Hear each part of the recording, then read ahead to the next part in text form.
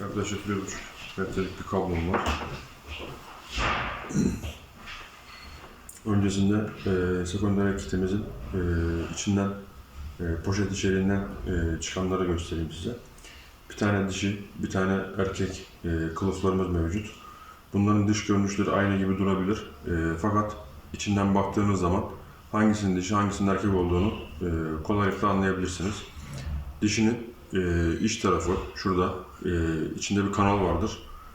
Bunun derinliği daha fazladır.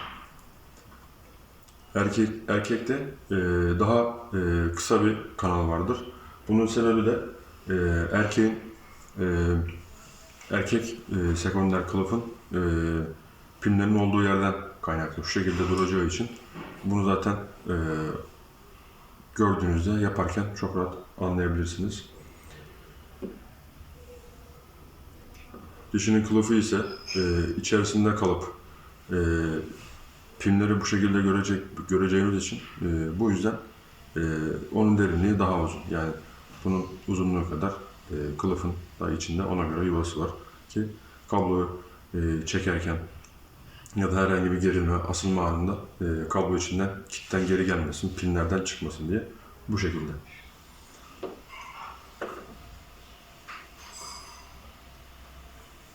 Öncelikle şu an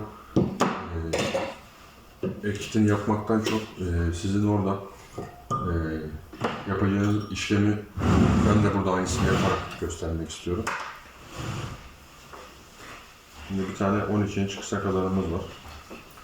Bunu sekonder kablomu kazanın rakorundan geçiriyorum.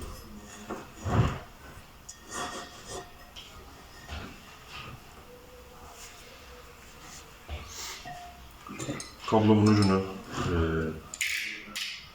15 milim yani 1,5 santim kadar açsam yeterli oluyor.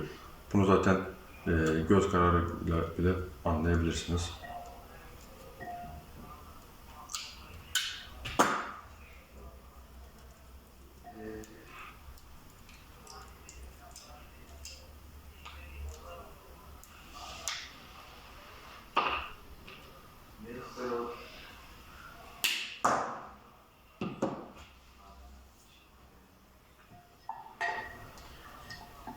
Sekonder kablomu kazanın rakorundan geçirdikten sonra ucunu 15 milim kadar açmam yeterli oluyor.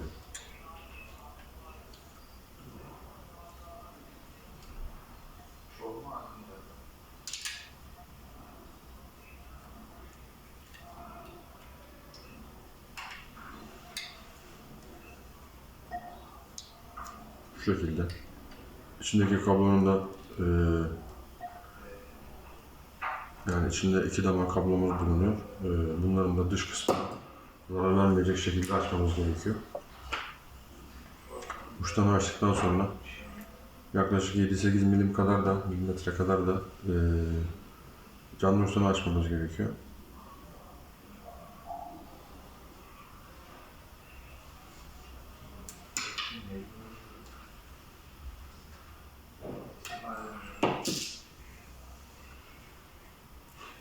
Şu şekilde. Şimdi biz kazanın içine armatürü koyacağımız için armatürün ucunda şu şekilde göstereyim. Armatürün ucunda erkek sekonder fiş olur her zaman. Buraya da o yüzden dişi etkiti yapmam gerekiyor.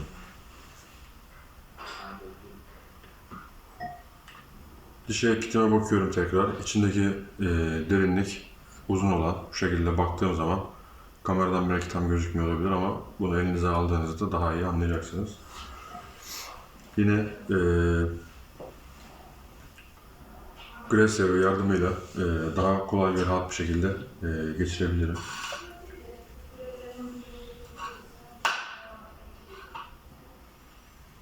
Şu şekilde kablonun dışına sürebilirsiniz.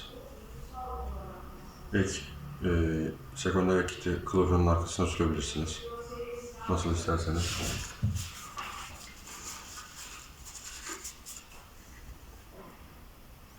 Bunu ben şu an video çekmek, göstermek için bu şekilde yaptım ama kablonun dışını hiç açmadan da şu kısmını hiç soymadan da geçirebilirsiniz en başındayken.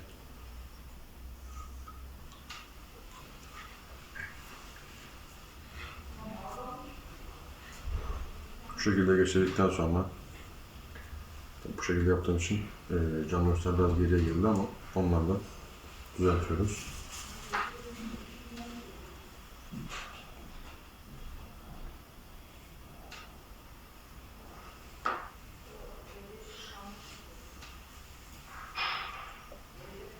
Açtığım kablo boyları biraz uzun gelmiş. Bunları kısaltıyorum tekrar.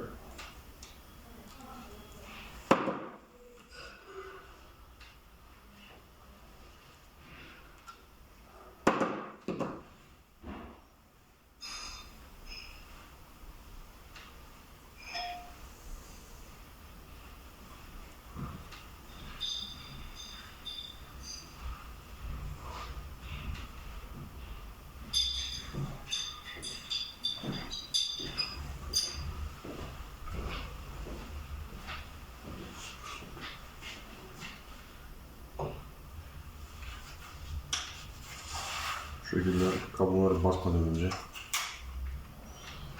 her iki tarafında kablonun pimin içine rahat girdiğini görmem gerekiyor.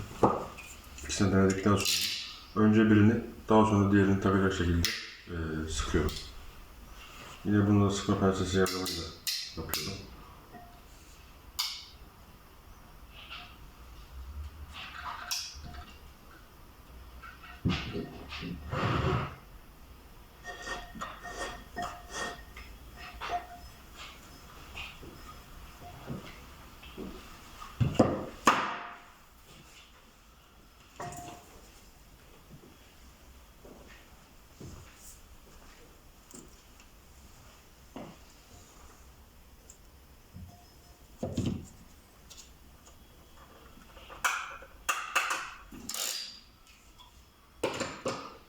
Bu şekilde bir sefer çıktıktan sonra yeterli oluyor.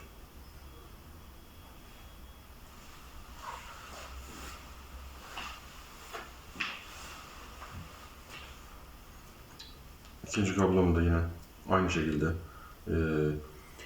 iletken kısmın dışarıda kalmayacak şekilde tamamen içine girdiğinden emin olduktan sonra onu da yine aynı şekilde sıkıyorum.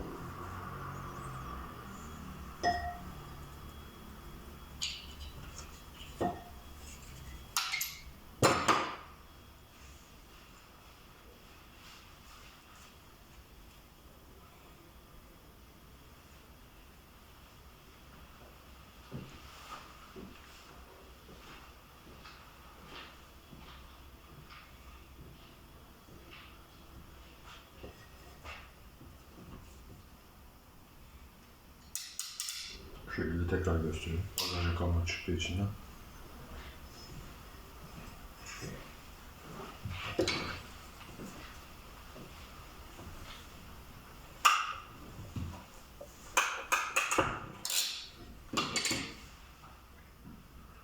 Bu şekilde kablomu pinlere bastıktan sonra ekitinin dışını yine gres yardımıyla şu şekilde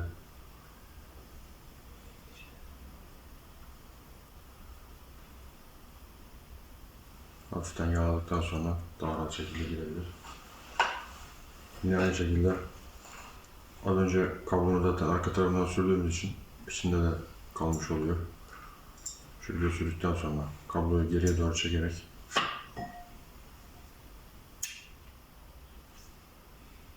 bak gördüğünüz gibi şu an ileri geri oynamamış oluyor. İçinde kılıfa tam oturmuş oluyor yuvasına.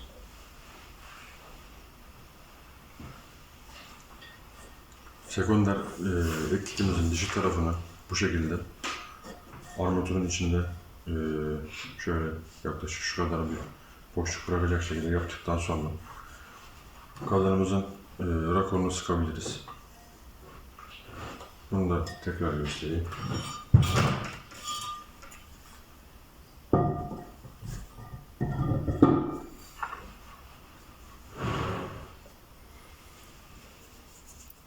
Az önce de bahsetmiştim, armatürlerin ucunda her zaman sekonder erkek fiş olur.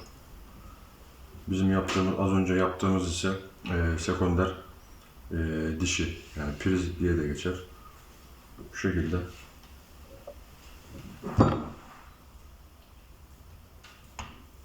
takıyoruz. Kablo bir yere sıkışmayacak, armatürün altında kalmayacak şekilde kontrol ederek takmamız gerekiyor.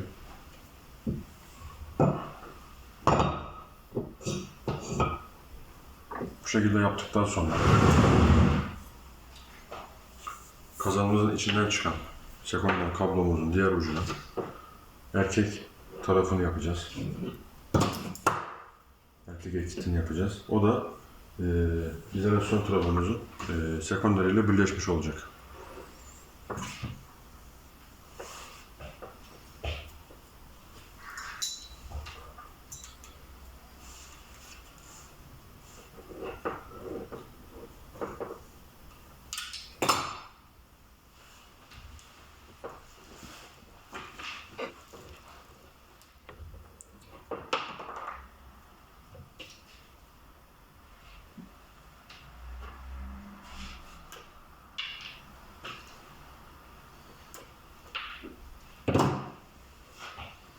Yine ölçü aynı, işte yaptığım gibi.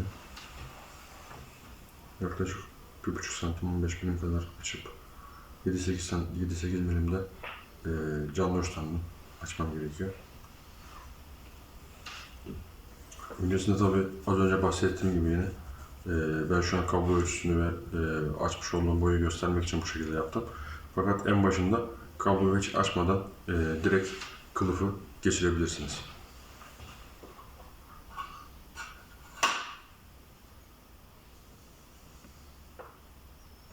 Kablonun dışına ve kılıfın arkasına şu şekilde yağladığım zaman rahat bir şekilde geçecektir.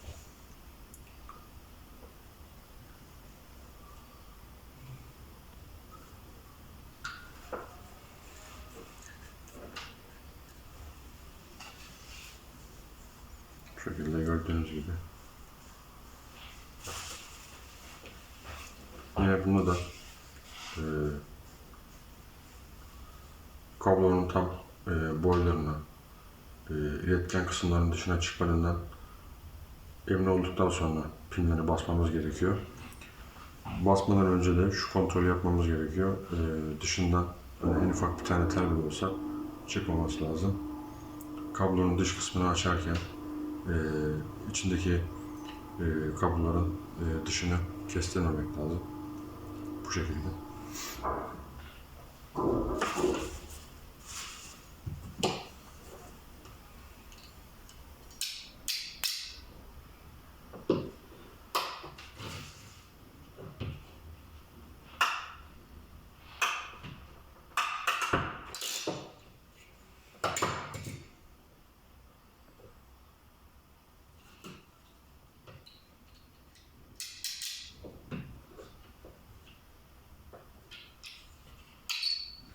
Basım yerlerini pinin basılacak yüzeyinde tam böyle orta noktasına yaparsanız daha iyi olur.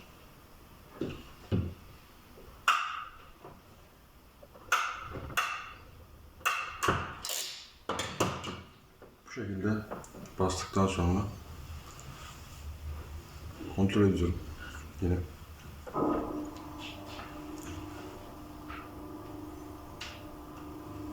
Sonrasında kılıfın arkasına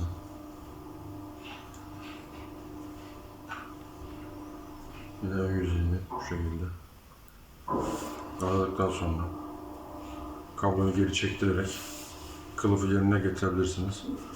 Bu şekilde bu sayede basmış olduğunuz pimlerin de sağlamlığını kontrol etmiş olursunuz.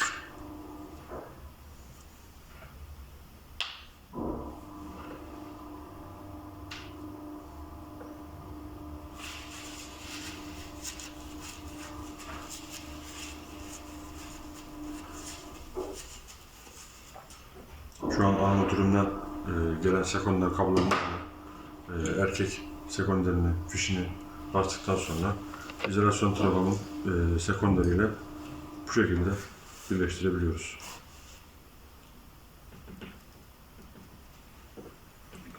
Bu birleşimlerden sonra primer ve sekonder isterseniz dışına eriyen mat ya da makaron yardımıyla da izole özelliğini artırmış olabilirsiniz.